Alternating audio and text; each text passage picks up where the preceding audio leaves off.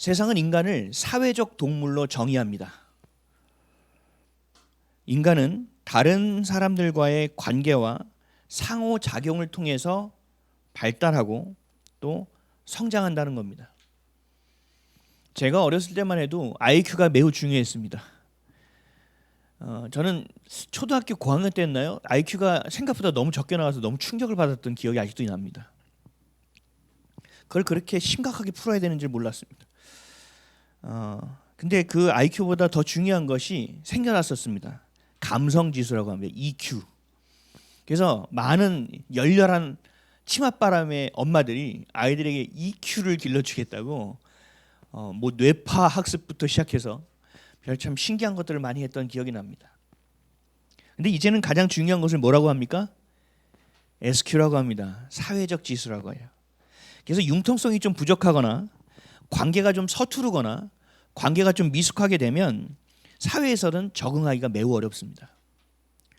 반대로 능력은 좀 부족해도 IQ는 좀 떨어지고 또 EQ가 좀 부족하더라도 능력이 좀 부족하더라도 그 관계를 좀 잘하면서 살면 그래도 사는데 어려움이 없습니다. 별로. 그만큼 우리의 관계는 매우 중요하다는 것입니다. 하나님이 우리에게 말씀하시는 것도 동일합니다. 사실은 우리가 사회적 동물, 그 혼자 살 수 없는 동물로 만드신 분이 누구세요? 하나님이시기 때문에 그렇습니다. 하나님조차도 성부 하나님, 성자 하나님, 성령 하나님 자체가 서로 관계하시는 분입니다. 그래서 우리도 늘 관계하기를 원하십니다. 우리와도 늘 관계하기를 원하십니다. 그래서 우리가 기도할 때 큰 것만 기도하는 걸 하나님께 좋아하지 않으세요. 작은 것 하나까지도 내가 주님과 조근조근 이야기하고 관계 맺는 것을 주님은 굉장히 기뻐하신다는 사실이에요. 그래서 우리에게 율법의 근간이 되는 10계명을 주신 말씀 자체도 그렇습니다.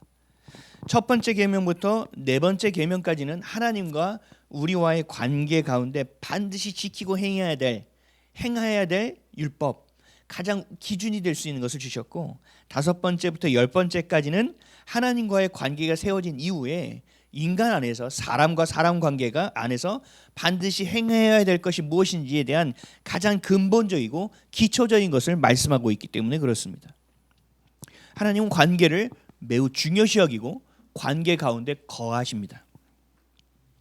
출애굽기 20장 3절에서 11절, 첫 번째에서 네 번째 계명, 하나님과 우리와의 관계에서 반드시 지켜야 될 것을 말씀하신 겁니다.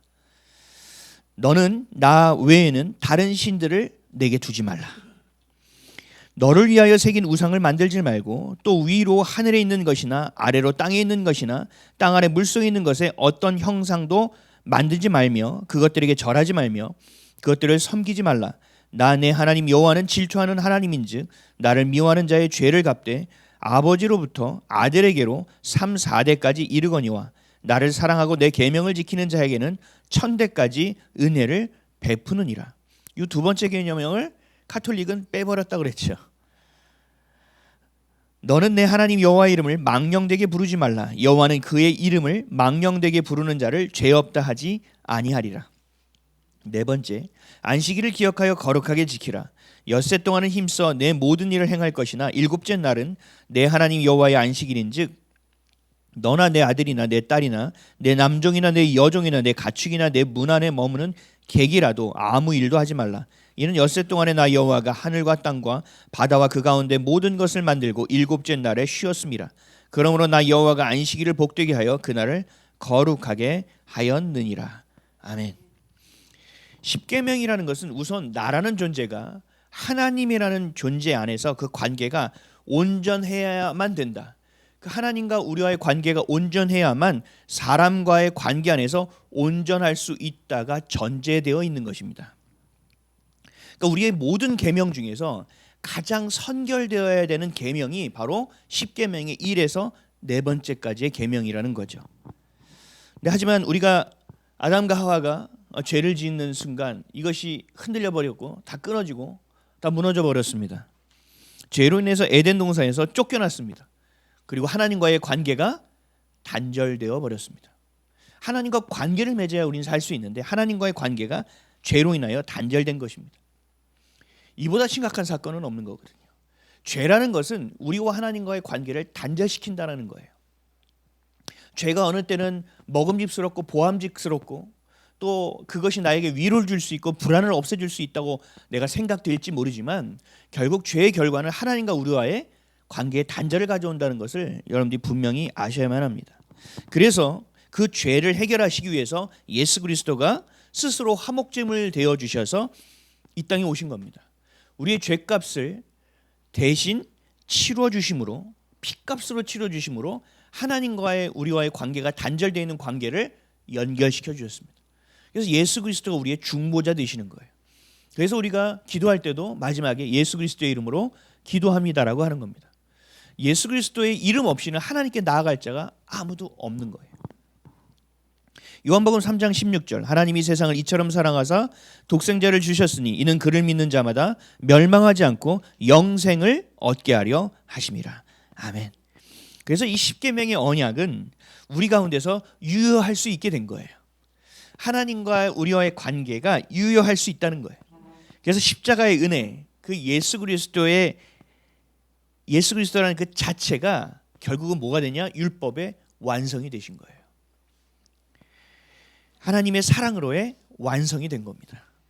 그래서 예수님이 말씀하셨습니다. 율법을 내가 폐하러 온 것이 아니라 율법을 완성하러 왔노라. 마태복음 5장 17절 내가 율법이나 선지자를 폐하러 온 줄로 생각하지 말라. 폐하러 온 것이 아니요 완전하게 하려 함이라.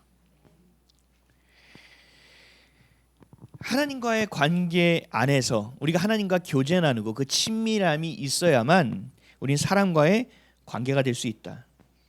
모든 관계의 우선순위의 1순위, 0순위가 바로 하나님과의 관계다. 우리 아침에도 여러분 여기 단추 없으신 분이 많으시군요. 단추를 전 어렸을 때 정말 잘 못했습니다. 다 하고 나가려고 보면 삐뚤어져 있습니다. 이게 왜 삐뚤어져 있지? 도저히 난 정말 열심히 꽂았는데 왜 삐뚤어져 있어? 그럼 어머니가 얘기하신 거죠. 맨 처음을 잘못 꽂아서 그래. 또 잔소리하네. 속으로 생각했어요. 근데 어느 순간부터 첫 번째 걸 잘 꽂아야 된다. 그래서 첫 번째 걸 잘 꽂아봤어요. 그랬더니 다 맞는 거예요. 아, 이게 첫 번째가 매우 중요하구나. 두 번째, 세 번째, 네 번째는 내가 그리 신경 쓰지 않아도 순서가 질서가 맞아지는 거예요. 우리가 하나님과의 관계가 잘 맺어지면 나머지의 관계가 잘 맺어지는 거예요. 하나님과의 관계가 잘 맺어지지 않으면 우린 세상 가운데서 자기 이익과 자기 유익을 위해서 서로가 서로를 이용하는 관계 안에서 서 있을 수밖에 없어요. 우리 친해요. 우리 정말 친해요. 네, 친하죠. 근데 문제가 하나님과의 관계가 제대로 돼 있지 않으면 어떤 문제가 생겼을 때 그 관계, 친하다는 관계는요 모래성처럼 무너져 버립니다. 그리고 나랑 가장 친밀했던 관계가 내 뒤통수를 칩니다. 보증을 쓰게 만들고 그래서 집안을 완전히 말아먹게 만듭니다. 그리고 누군가에게 돈을 꿔주게 만듭니다. 그리고 사기치게 만듭니다. 조금만 꿔주면 내가 은행 이율 2배 쳐줄게. 가장 가까운 사람이 나를 이용하게 된다라는 겁니다. 하나님과의 관계가 온전하게 되어져야만 우리는 그 사랑 가운데서 그 사랑을 나눌 수 있는 관계가 되고 함께 하나님을 예배할 수 있는 관계가 비로소 되는 겁니다. 세상에서도 이런 관계가 매우 중요하다는 건 알아요. 여러분 카네기의 인간관계론을 읽어보셨습니까? 인간관계의 가장 중요한 바이블, 성경과 같은 고전입니다. 거기에 나와 있는 가장 핵심적인 것도 황금률이라는 거예요. 황금률은 교회 다니지 않는 사람들도 다 알고 있어요. 황금률이 무엇인지. 뭐예요? 내가 받고 싶은 대로 잘해줘야 그 사람도 나를 잘해준다는 얘기예요. 성경은 모르는데 사람들은 이 황금률은 알아요. 그래서 저는 예전에 예수를 잘 모를 때 교보문고에서 저는 책을 좋아해서 교보문고에서 산 적이 있거든요. 시간만 되면 교보문고를 갔어요. 영풍문고도 가서 제가 제일 오래 있었던 곳은 처세, 자기개발 그런 쪽에만 계속 있어요. 사회지수. 나를 어떻게 하면 개발할 수 있을까? 나라는 존재가 어떻게 하면 좀 더 성장할 수 있을까를 늘 고민했었거든요. 거기에서 책을 보면 늘 등장했던 것이 이 황금률이기도 합니다. 이 처세나 이 관계, 자기 개발을 보면요, 이 관계를 굉장히 중요시 여기는 걸 볼 수 있어요. 근데 그 황금률을 얘기하는 성경 구절이 이거거든요. 마태복음 7장 12절. 그러므로 무엇이든지 남에게 대접을 받고자 하는 대로 너희도 남을 대접하라. 이것이 율법이요 선지자니라. 이 말씀을 가지고 인간관계의 황금률로 여기는 거예요. 여러분, 여기서 나온 말이 뭔지 아세요? 기브 앤 테이크예요. 먼저 테이크 앤 기브가 아니에요. 내가 먼저 주면 너가 테이크 얻을 수 있다라는 얘기예요. 그러니까 네가 원하는 대로 누군가에게 주라는 거예요. 이 기브 앤 테이크가 세상 사람들, 교회 다니는 사람들 안에서도 머리에 꽉 들어차 있습니다. 근데 이것도 어느 정도 수준이 있는 사람들이어야 머릿속에 있는 거예요. 친구 관계할 때 여러분 기억나세요? 누가 밥을 샀어요. 오늘 순대를 샀어요. 그래서 다음에 내가 살게. 다음에 만나면 예전에 얘가 순대를 얼마어치 샀는지를 생각하게 돼요. 얘가 3만 원어치 샀나? 그럼 나도 그 정도 선에 맞춰야지. 왜? 너무 하면 부담될 수 있고 또 너무 적게 하면 또 얍실해 보이잖아. 그러니까 또 거기에 순을 맞추려고 해요. 그럴 때 친구 관계가 어떻게 돼요? 아주 윤택하게 됩니다. 쟨 센스쟁이야. 그러다가 3만 원보다 좀 넘게 쏘지요. 얘는 진짜 얘가 우리 모임 꼭 있어야 돼. 이런 모임이 돼요. 그러니까 기브 앤 테이크만 잘 지켜도 인간관계는 어느 정도 지킬 수 있다라는 거죠. 왜요? 기부하는데 테이크가 안 되는 관계도 너무 많거든요. 근데 성경의 실제적인 메시지는 그게 아니에요. 그 메시지의 안에 있는 진짜 메시지는 쏙 빠지고 이 원리만 사용되고 있는 거예요. 이 말씀을, 이 황금률을 제대로 알려면 전제되어 있는 말씀을 알아야 됩니다. 그 위에 있는 말씀이에요. 마태복음 7장 1절에서 5절입니다. 잘 들어보세요. 비판을 받지 아니하려거든 비판하지 말라. 너희가 비판하는 그 비판으로 너희가 비판을 받을 것이요 너희가 헤아리는 그 헤아림으로 너희가 헤아림을 받을 것이니라. 어찌하여 형제의 눈 속에 있는 티는 보고 내 눈 속에 있는 들보는 깨닫지 못하느냐. 보라, 내 눈 속에 들보가 있는데 어찌하여 형제에게 말하기를 나로 내 눈 속에 있는 티를 빼게 하라 하겠느냐. 외식하는 자여, 먼저 내 눈 속에 들보를 빼어라. 그 후에야 밝히 보고 형제의 눈에서 티를 빼리라. 아멘. 문제는 뭐냐? 상대방을 향한 판단을 먼저 하지 말라. 상대방을 향한 판단을 하는 것은 이것이 바로 외식이고 이것이 바로 위선이다. 그러니까 뭐냐? 먼저 하나님 앞에서 너 스스로를 살펴라 라는 얘기예요.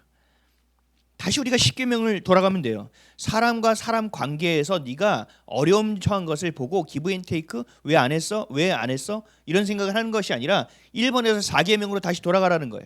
하나님 앞에 다시 서서 너와 하나님 앞의 관계를 먼저 점검하라는 얘기예요.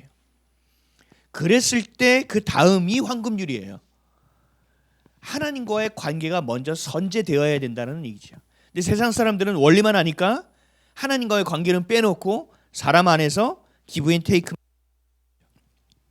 그러면 우리 안에서 다시 이것을 정리하면 뭐냐? 우린 기브 앤 테이크가 아니라 기브 앤 기브가 되는 것입니다. 하나님을 경외하는 자만이, 하나님을 먼저 사랑하는 자만이, 하나님과의 관계 안에서 회복됨을 경험한 자만이 황금률을 마음에 품고 그 황금률대로 삶을 살아낼 수 있다라고 말씀하고 있는 것입니다. 사무엘상 2장 30절. 그러므로 이스라엘의 하나님 나 여호와가 말하노라. 내가 전에 내 집과 내 조상의 집이 내 앞에 영원히 행하리라 하였으나 이제 나 여호와가 말하노니 결단코 그렇게 하지 아니하리라. 나를 존중히 여기는 자를 내가 존중히 여기고 나를 멸시하는 자를 내가 경멸하리라. 아멘. 하나님과의 관계 안에서 하나님을 존중하는 관계가 되지 않으면 우리 삶의 안에서 존중하는 관계를 경험할 수 없어요. 그렇다면 이 말씀에서 하나님을 존중한다는 건 뭡니까? 하나님을 존중하십니까?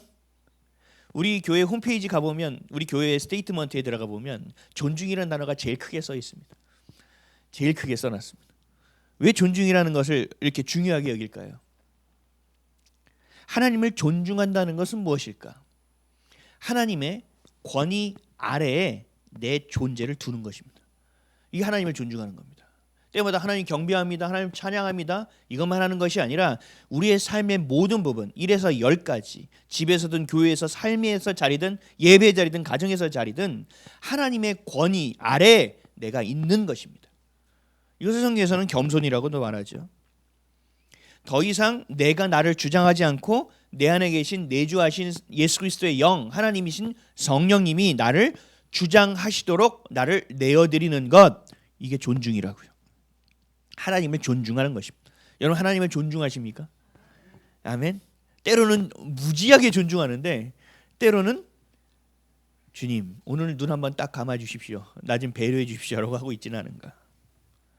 내 이성과 논리로 살던 나, 내 경험과 내 감정으로 살던 내가 이제 십자가 앞에 두 손 들고 항복하고 나아가는 거예요. 주님 이 죄인 손 들고 나아갑니다. 주님 나를 품어주십시오. 나를 용서해 주십시오. 내가 주 안에서 온전한 당신의 자녀의 교회가 될 수 있도록 해 주십시오. 주님께 항복하는 일이고 또 주님께 종속되는 일이고 주님께 순종하는 일입니다. 야고보는 이 말씀을 좀 더 강하게 말씀하고 있습니다. 야고보서 4장 6절에서 7절. 그러나 더욱 큰 은혜를 주시나니 그러므로 일렀으되 하나님이 교만한 자를 물리치시고 겸손한 자에게 은혜를 주신다 하였느니라. 그런즉 너희는 하나님께 복종할지어다. 마귀를 대적하라. 그리하면 너희를 피하리라. 하나님께는 복종하고 마귀는 대적하라. 명확하게 살라는 얘기예요. 복종이라는 단어를 쓴 거예요. 우리가 항복하고 주 앞에 순종하고 주님을 존중하는 것을 더 넘어서 더 강한 어조를 쓰고 있는 겁니다. 복종. 내 육신이 하나님을 따르지 않고 내 육신이 죄를 향할지라도 내 영이 내 육을 쳐서라도 굴복시켜 주님 앞에 서게 하라는 거예요. 주님의 권위 앞에 내 온 몸을 갖다 끌어놓으라는 얘기예요. 이게 바로 복종이라는 의미입니다. 근데 이 복종이라는 단어를 얘기하면 많은 사람들이 생각해요. 복종의 단어가 너무 강하다 보니까 이걸 굴종 아니냐. 굴종. 아닙니다. 굴종이라는 것은 두려움이 있어서 잠시 복종하는 것처럼 보이지만 그 마음에 동함이 없는 겁니다. 그러나 성경에서 말하고 있는 복종은 우리의 스스로 자발적인 복종입니다. 자발적인 항복이고 자발적인 존중이며 자발적인 순종입니다. 이것이 바로 십계명에서 말씀하고 있는 첫 번째에서 네 번째의 계명이고 내 마음과 뜻과 성품과 생명을 다해 하나님을 사랑하는 자의 삶의 태도이며 모습인 것입니다. 그러니까 말로만 하나님을 사랑한다고 얘기해서 되는 일이 아니에요. 저는 참 우려되는 것 중에 하나가 우리 청년들의 문화예요. 우리 청소년들이 예배를 드리기가 쉽지가 않아요. 자기만의 색채들이 있거든요. 그러니까 어떤 예배를 들어오면 너무 좀 오래된 느낌이나 올드해. 그래서 요즘 흔히 말하는 MZ세대라는 친구들은 찬양에 열광합니다. 찬양. 좋죠. 찬양에 열광하는 거 좋아요. 그리고 일렉 기타 치고 드럼도 치고 또 그 안에서 요즘 보니까 사이키 같은 거 있잖아요. 조명 막. 그런 예배 가보셨어요? 형 가봤어요. 굉장히 은혜롭습니다. 근데 나오면 정신 내가 뭐 했지 이런 생각이 듭니다. 물론 그 안에서 진짜 하나님을 만나는 사람들도 있죠. 근데 그 음악을 딱 끄는 순간 그들이 뛰면서 찬양할 수 있을까요? 우리가 여기에 좀 더 진지할 수 있어야 돼요. 내가 하나님을 찬양하고 내가 하나님을 예배하고 이 하나님 안에서 살아가는 이 모든 것이 하나님이 원하시는 모습과 태도 안에서 나와야 되는 거예요. 말로만 하나님을 사랑한다고 하고 그 자리에서는 정말 벙벙 뛰면서 하나님을 찬양하고 예배하는데 나와서는 호랑이가 아니라 고양이 새끼처럼 살아가는 모습들이 우리 안에 있다라는 거죠. 그래서 우리가 겉이 아니라 이 속이 변화될 수 있도록 해야 되고, 물론 그렇게 찬양하는 것이 나쁘다고만 얘기하는 것은 아니에요. 근데 중요한 우선순위가 너무 틀어져 있다. 그래서 마치 콘서트 가듯이 내 안에 있는 것을 해소하려 가듯이만 간다. 그것이 복음을 갖고 구원을 받을 수 있는 시작점은 될 수 있으나 실제적으로 그것이 우리의 신앙이라고 얘기할 수 있는가? 더 중요한 것은 뭐냐? 내 삶을 하나님의 권위 아래 둘 수 있어야 한다. 나의 모든 생각과 이성과 논리와 내 감정과 상처가 하나님의 권위보다 앞서서는 안 된다. 그 모든 것을 하나님의 권위 아래 놓을 수 있어야 한다. 스스로 자발적으로 주님을 존중하고 순종하고 복종할 수 있어야 한다. 이것이 성경에서 말하는 자기 부인입니다. 여러분 이것이 기독교입니다. 이것이 기독교의 코어예요. 이것을 놓치는 순간 우린 기독교가 아닌 겁니다. 누가복음 9장 23절 또 무리에게 이르시되 아무든지 나를 따라오려거든 자기를 부인하고 날마다 제 십자가를 지고 나를 따를 것이니라. 아멘. 하나님의 권위가 인정되어져야 돼요. 어떤 부분은 하나님의 권위가 인정되는데요. 이 부분은 하나님 권위 인정하지 아니요. 이건 권위를 인정하지 않는 거예요. 순종이라는 말의 뜻은 복종, 굴종, 존중이라는 뜻은요. 100%가 돼야 됩니다. 저한테 이렇게 얘기하시는 분들도 있어요. 목사님 다 고마운데요. 이거는 제가 용납이 안 돼요. 다 고마운데요. 이거는 제가 싫어요. 다 고마운데요. 목사님 이거는 정말 저한테 실수하신 거예요. 그래서 제가 세월을 생각해요. 그래서 제가 물어봐요. 다 고마운 건 맞죠? 다 고마운데 이게 용납이 안 되시고 수용이 안 되세요? 다 고마운데 이게 제 말이 아무리 고깝게 들려도 들어주지 못하겠어요? 그렇다면 지금까지 저한테 고맙다는 게 진짜 고마운 거예요? 고맙다니까요. 근데 이거는 절대 안 된다고요. 이걸 잘 보셔야 돼요. 본인의 생각이 합리적으로 생각되고 그것이 맞고 나의 삶의 원칙과 내 생각의 기준에 맞다고 생각은 드는데 누가 들어도 앞뒤가 하나도 안 맞는 말이라고요. 우리가 하나님의 권위를 인정했다면 순종해야 되는 거예요. 순종을 하다가 어려운 환경이 되었어도 순종하는 거예요. 이것을 성경에서는 순종이라고 얘기하는 거예요. 하나님의 권위를 내가 인정했으면 모든 것의 권위를 인정해야 되는 거예요. 하나님의 권위를 인정하는 자가 나중에요. 집에서 하나님께서 하나님의 권위로 허락한 아버지의 권위에도 순종할 수 있습니다. 그 아버지의 권위와 하나님의 권위를 순종하고 자신의 권위를 내려놓은 자만이 그런 여자들이 남편의 권위에도 순종할 수 있습니다. 그런 하나님의 권위를 인정하는 자녀들이 아버지와 어머니의 권위에도 순종할 수 있습니다. 이 순종은 뭐라고요? 이를 악물고 견디고 버티며 순종하는 건가요? 아니요. 자발적인 순종입니다. 그래서 가치 있는 존중입니다.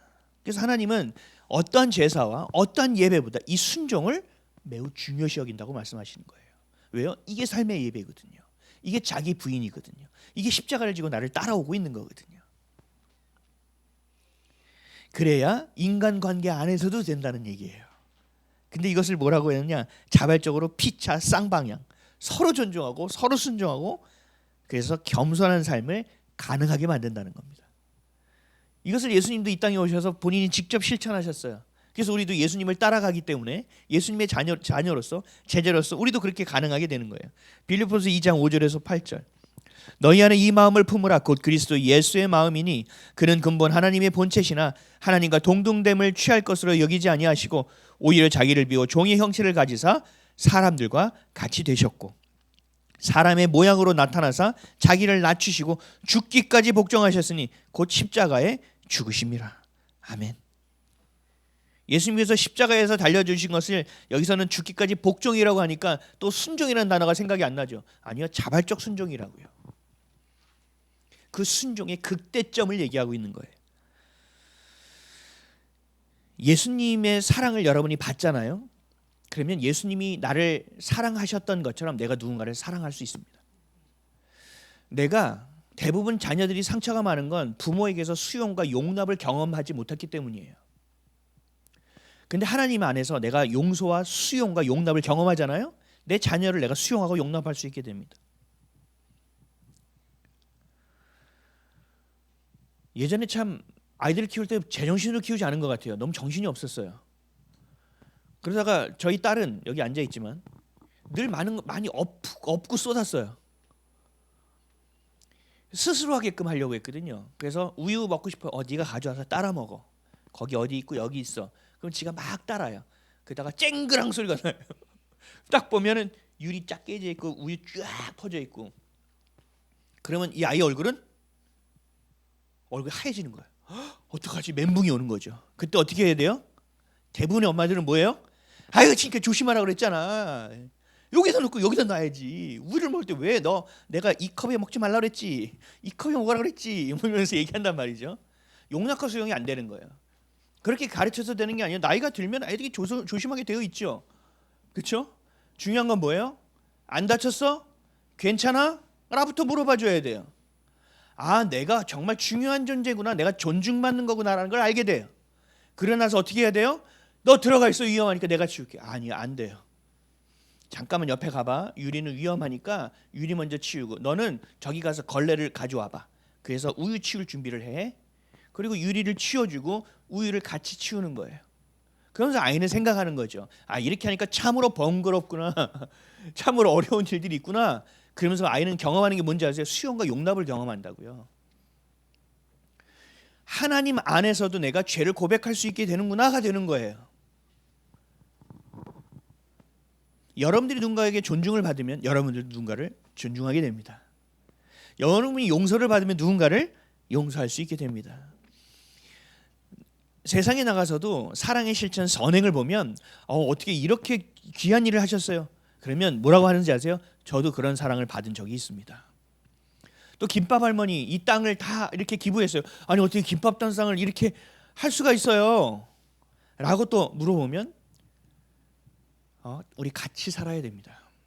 그리고 사람의 마음을 압니다라고 얘기합니다.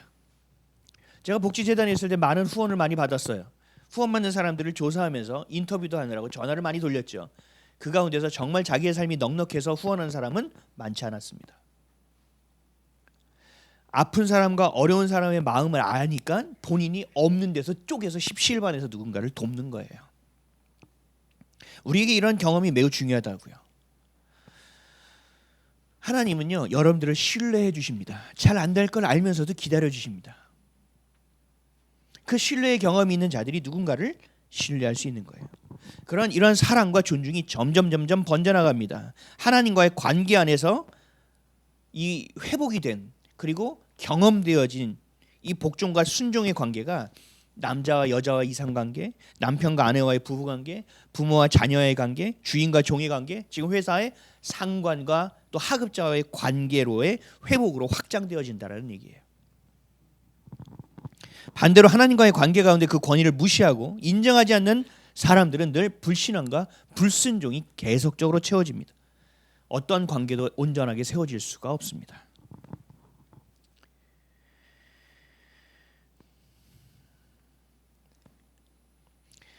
저는 그 재단에 있을 때 제가 갑의 위치에 있었습니다. 갑.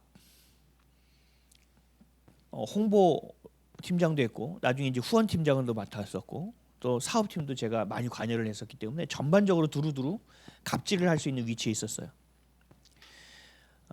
그래서 들어와 나가 그러면 다 업체에서 다 들어왔다 나갑니다. 시간이 안 되는데요. 저는 시간이 저도 안 돼요. 제 시간에 맞추세요. 그럼 들어와야 돼요. 근데도 제가 갑질을 한 적이 없습니다. 보통 사람들은 직장에서 내가 어떤 직위를 내려놓고 나오면 모든 관계가 사라져 버립니다. 자기가 어떤 부장, 어떤 팀장, 어떤 본부장의 위치를 가지고 있다가 밖으로 나오잖아요. 그럼 나머지의 관계가 다 없어져 버립니다. 왜요? 그 직분으로 해서 나왔던 관계니까. 갑과 을의 존재니까. 저는 나와서 개척할 때 굉장히 도움을 많이 받았습니다. 끊긴 게 아니라 거꾸로 역으로 연결되어졌습니다. 뭐 도와줄게요. 저는 아직은 그런 거 할 주제가 안 됩니다. 설교하는 거 뭐 좀 도와줄게요. 그때 있었던 감독님이 아직 우리 교회는 그런 걸 올릴 만한 수준이 안 됩니다. 그래서 못했던 것이지 도움을 주는 사람들이 지금 우리 교회 홈페이지도 마찬가지거든요. 이런 여러 가지 우리 연탄하는 것도 마찬가지고 다 똑같아요. 지금 거꾸로 저를 도와주려고 한단 말이죠. 왜요? 권위주의적 질서가 아니라 그 안에서 사랑의 관계와 순종의 관계와 시스템적인 질서가 아니라 하나님이 원하시는 질서 안에서 그 권위로 세워진 관계이기 때문에 그렇습니다. 우리의 모든 관계는 그런 관계가 되어져야 돼요. 오늘 본문 말씀 한번 읽어볼까요? 21절 시작. 그리스도를 경외함으로 피차 복종하라. 아멘이십니까? 서로 사랑하라. 이것이 사랑이라. 근데 말하죠. 아니 저 사람이 나를 사랑하지 않았는데 내가 굳이 저 사람을 사랑할 이유가 있습니까? 서로 사랑인데 서로 용서하라. 저 사람이 저를 용서하지 않았습니다. 근데 제가 먼저 용서합니까? 우린 이렇게 생각한다고요. 여러분 이게 바로 기브앤테이크예요. 이게 세상적인 인본주의적인 사고와 사상이라는 거죠. 인본주의적 관계의 황금률이에요. 근데 우리는 아니라고 얘기했죠. 우리는 뭐라고요? 기브앤기브라고요. 저 사람이 나를 사랑하지 않아도 사랑하는 거예요. 저 사람이 나를 용서하지 않아도 나는 용서하는 거예요. 왠지 아세요? 하나님이 나를 용서하셨잖아요. 하나님과의 나의 관계가 먼저거든요. 이 사람과의 관계가 먼저가 아니라. 그리고 내 안에 내주하고 계신 성령님이 그 사랑과 은혜를 계속 공급하고 계시잖아요.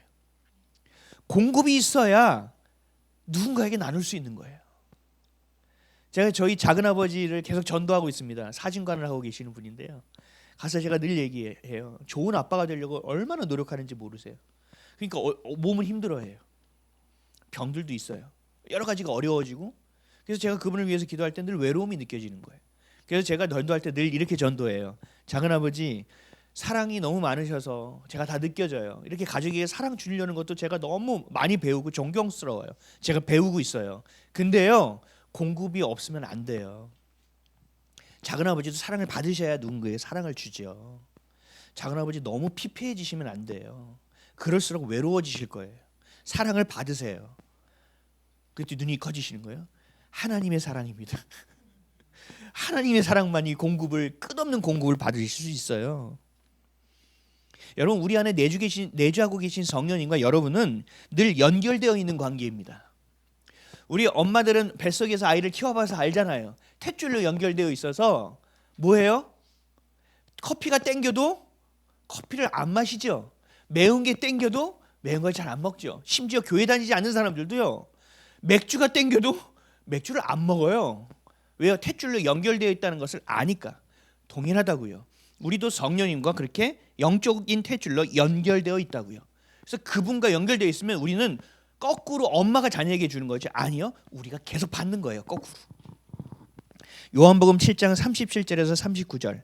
명절 끝날 곧 큰 날에 예수께서 서서 외쳐 이르시되 누구든지 목마르거든 내게로 와서 마시라. 나를 믿는 자는 성경의 이름과 같이 그 배에서 생수의 강이 흘러나오리라 하시니 이는 그를 믿는 자들이 받을 성령을 가리켜 말씀하신 것이라. 아멘. 그 배에서 생수의 강같이 흘러나온다고요. 여러분 안에 생명의 생수의 근원이 있다고요. 그래서 마르지 않는다고요. 그 관계가 끊어지게 하면 안 되는 거예요. 그래서 우리가 공허하고 때로는 외롭고 때로는 우울하고 때로는 섭섭하고 때로는 너무 마음이 힘든 일들이 있어요. 그런 때 여러분 뭘 점검해야 되는지 아세요? 하나님과의 관계를 점검해야 돼요.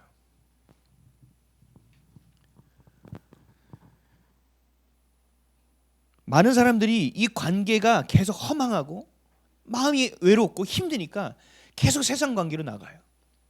아이 형들은요 계속 동굴을 파고 들어갑니다. 자기 방에서 나오지 않습니다. 동굴에 동굴을 파고 들어갑니다. 이 형은 어떻게 해요? 밖에 나가서 계속 사람을 만납니다. 그래서 자기는 에너지를 받으려고 합니다. 그렇게 돼서 안 된다고요. 금방 없어진다고요. 그 에너지는. 그래서 남자들은 자기 여자친구가 끊어지지 않게 하려고 하고 여자들은 남자친구가 끊어지지 않게 하려고 합니다. 왜요? 늘 자기의 것을 받아줄 사람을 찾는 거예요. 그리고 자기를 위해줄 사람을 찾는 거죠. 그렇게 되는 게 아니에요. 가장 첫째 관계가 뭐라고요?